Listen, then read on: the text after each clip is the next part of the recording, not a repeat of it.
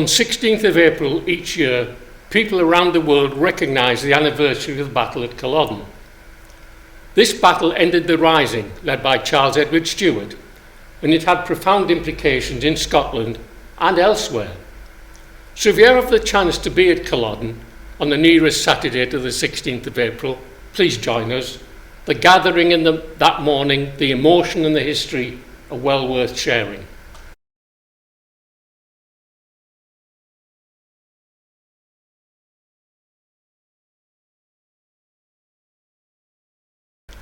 And now we must decide where and when to start our story of the Rising, before we look at events in July and August 1745.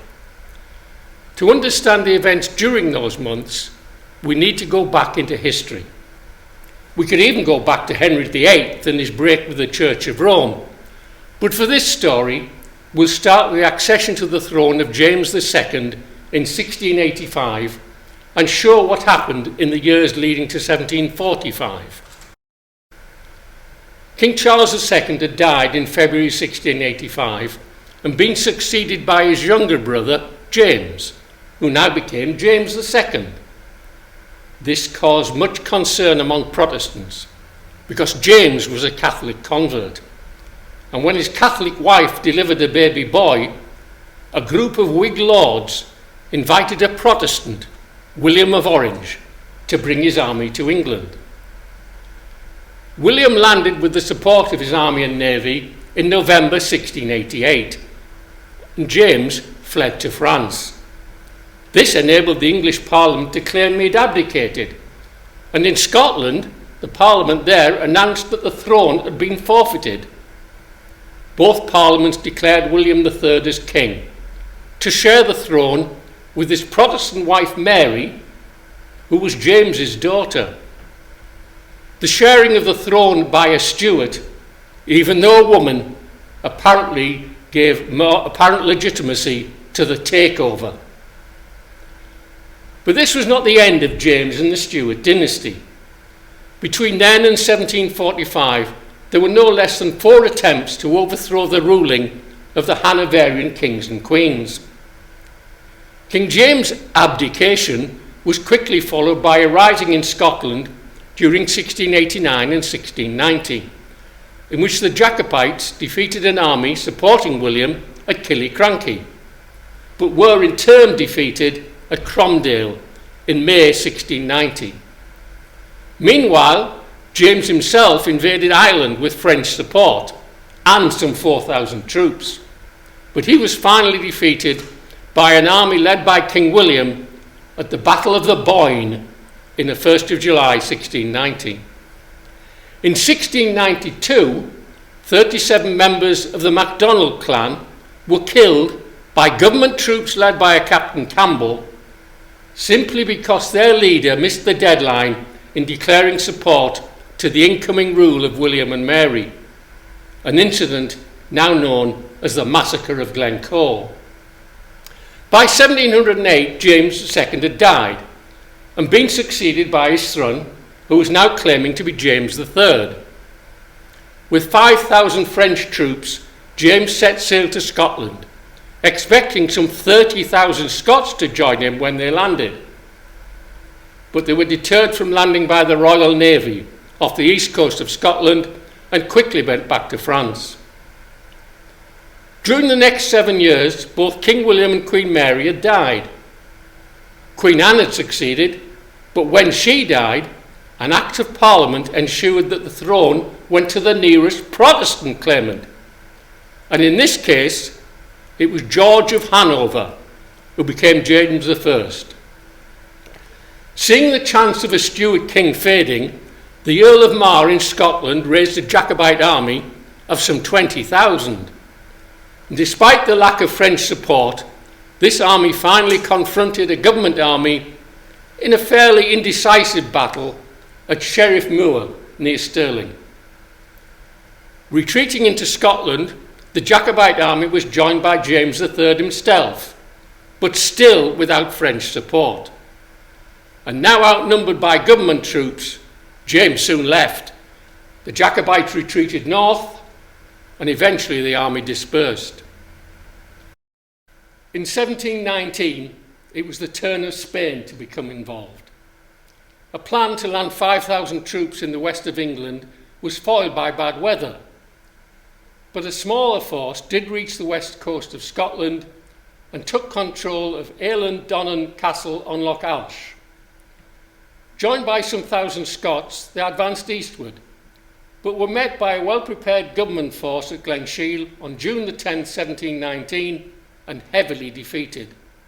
The captured Spaniards were finally shipped back to Spain. In the meantime, the ships of the Royal Navy had reduced Ewen Macniven to a ruin, not to be rebuilt into the castle we now can see until 1932. So, after over 20 years of activity and 4 attempts at restoring Stuart rule, did things in 1720 go quiet until 1745? And if not, why was there a gap of 25 years? Following 1719, the clans had been disarmed, and resentment of the union of the countries and abolition of the Scottish Parliament created yet more discontent. There were many in Scotland, and indeed in England, who hoped that there may yet be a constitutional way in which the Hanoverians could be deposed and the Stuarts returned. The divine right of kings was still being used to declare the takeover illegal and to challenge the parliamentary process used. And in Scotland, there was much support for the Jacobite commitment to reverse the union of the two kingdoms. On the 31st of December 1720, the exiled King James III produced an heir. A son, who was named Charles Edward Stuart, was born, and 4 years later, a spare heir, Henry, arrived. The Stuart line seemed secure. However, when George I died in 1720 and was succeeded by his son, without challenge, many were convinced that a constitutional return of the Stuarts was impossible. So why then did nothing happen militarily to change the situation until 1744? Partly because James III, who was now in Rome, was never a dynamic leader. He was more interested in trying to persuade the French government to take the initiative. His eldest son, Charles, born, as we said, in 1720, was a lively, intelligent and robust child and young man, but it would be years before he had the authority to lead another rising. However, by the time he was 23 years old, Charles had created a good impression, and in January 1744, he was invited to leave Rome and go to Paris. The French wanted to use him as a front man and to go with a French army to invade the United Kingdom. So, in February 1744, a French army of some 22 regiments gathered, and ships were loaded under the leadership of Marshal Saxe. They set sail across the Channel, aiming to land in southern England. But the weather intervened. Again, a major storm shattered the fleet. The army was dispersed. The plan abandoned, leaving Charles in limbo. Frustrated, waiting in France, Charles hoped for a change of heart by the French government or for some sign that his fortunes would improve. In May of 1745, there was an event which encouraged him. At the Battle of Fontenoy, an army led by the Duke of Cumberland was defeated by a French army whose force included a significant Irish brigade. A defeat in part because the Highland or Celtic charge broke the British line. This defeat resulted in more troops being moved from England to the continent, thus reducing the standing army in the United Kingdom. In fact, by the time Charles landed in Scotland, there were less than 16,000 troops in Britain, and fewer than 4,000 of them were in Scotland. So, in July 1745, Charles set sail heading for Scotland with only 2 ships. He believed that the clans and the Jacobites would rise to his support. As well as muskets, broadswords and money, He had some 200 to 300 soldiers of the Irish Brigade and 7 close companions. The famed 7 men of Moidart consisted of 2 Scots, an Englishman, and 4 Irishmen. The small fleet was intercepted by a British warship, and after a sea battle, the ships with the soldiers aboard turned back to France, leaving Charles with his small group to proceed north. They landed at Erskine in the Hebrides on the 23rd of July 1745. Meeting him, MacDonald of Boisdale, learning that he had no French army, charged him to go home. Charles' answer was direct and emphatic. "I am come home," he said. So, by the end of July 1745, Charles was in Scotland and determined to seize the throne of Britain for his absent father. Before we consider developments during the month of August, let's just take a moment to remember the background at the beginning of that month. Charles had landed in Scotland, but he had no firm promise of any major support from either France or from a significant number of Scots or English Jacobites. One other factor we should remember, and this will influence not only the happenings in August, but throughout the Rising, is communication, or lack thereof. And this affected both Jacobite and government forces.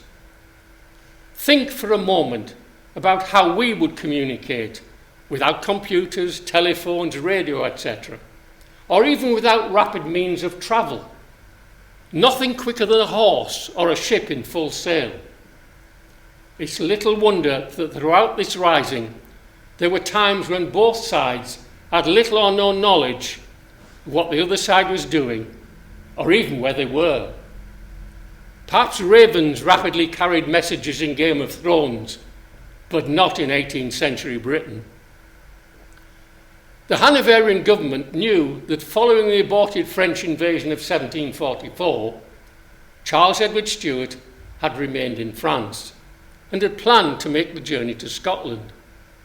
So on the 1st of August 1745, becoming aware of his possible movements, they issued a reward for his capture in the sum of £30,000, an enormous amount, equal to maybe 5 million today. And this offer was maintained throughout the Rising and afterwards. As we said earlier, at the beginning of August 1745, the government army in Scotland numbered less than 4,000 men, and many of these were recruits and undertrained. Even those cavalry regiments in Scotland had many of their horses at grass, i.e. overweight and unfit, while awaiting training. And those troops who were in Scotland were well and truly scattered, from the forts in the Great Glen down to those in lowland Scotland. In fact, at least 17 different places were garrisoned by the army in Scotland. At this point, it might be useful for a moment to consider who was in the government army. The first thing to note was this was not an English army.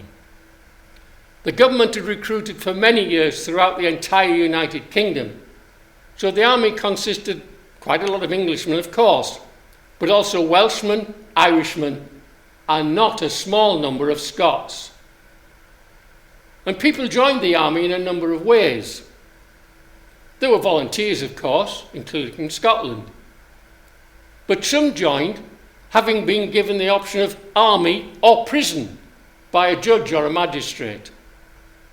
Others were persuaded to join by recruiting parties or tricked, usually with the help of alcohol, into taking the king's shilling. By early August, Charles and his men were making their way eastward to eventually travel along Loch Shiel and arrive at Glenfinnan by August the 19th. He was joined by supporters from some clans, but not all. For instance, 2 of the senior clan chiefs on Skye, MacLeod of MacLeod and Alexander MacDonald of Slate, both refused to join him. It's believed that they, and perhaps others, were influenced by messages against the rising from Duncan Forbes of Culloden, who was a strong Hanoverian supporter. It's even possible that MacLeod and MacDonald were blackmailed by Duncan Forbes on behalf of the government, as it seemed that he was aware of their involvement in a scheme to abduct some of their people into forced labour in North America. The loss of support in the Highlands was a severe blow to Charles. The Outer Isles, Harris, Lewis, the Uist, etc., were not scarcely populated as at present, and support from those places could have perhaps added up to 5,000 or 6,000 men to the Jacobite army at this very early stage. And many leaders in Scotland, who may have pledged their support to Charles, had done so only because they were expecting that he would be supported by a strong French army. Seeing him arrive with only a few men, shall we say, dampened their enthusiasm. Nevertheless, he did rally a sizable gathering at Glenfinnan at the head of Loch Shiel. Among them were Ronald MacDonald of Clanranald, Donald MacDonnell of Glengarry, and Alexander MacDonnell of Keppoch. And crucially, he obtained the support of the powerful and influential Cameron of Lochiel. So, at Glenfinnan were gathered some 1,250 men, mainly from those clans, and that number was to grow in the weeks and months to come. Prince Charles and General Cope, who was now in command of government forces in Scotland, now had their armies, though neither was very sure where the other was. When and where would they meet? However, there was military action even before the Glenfinnan gathering. Recognising the weakness of the garrisons in some forts, instructions had been sent to strengthen the numbers at Fort William by moving men from Fort Augustus in the Great Glen. So on August the 16th, 2 companies under Captains Scott and Thompson were sent westward. But the movement was observed and reported to Donald MacDonnell of Tirandreich, who gathered men as quickly as he could. Initially, just himself, 11 men, and a piper. They ambushed the advancing soldiers at High Bridge, near Spearnbridge, where the road crossed the river, making lots of noise, shouting various war cries, and with bagpipes playing, this spooked the 2 government officers. A small patrol sent to explore simply disappeared.